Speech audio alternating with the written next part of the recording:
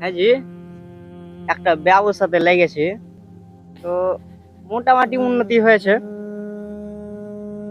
তো এমন কিছু মানুষ আছে যেটা যে দেখতে পারে না, আর উন্নতি করা তো দেখতে পারে না, কাজটাও দেখতে পারে না। আর আমার পিঠ পিছে কত যে খারাপ খারাপ কথা কইছে আমার লিয়ে, কিন্তু আমি ওগুলো একটাও কাজ করি না। হ্যাঁ, তোর এই ব্যাপার।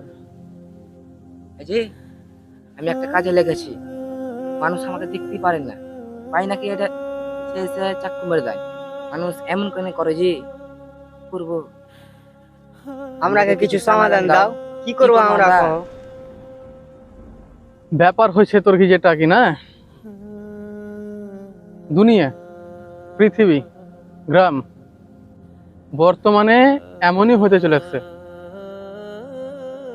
মানুষ, বর্তমান মানুষ যা পরিস্থিতি, মানুষের ভালোই দেখতে পারে না।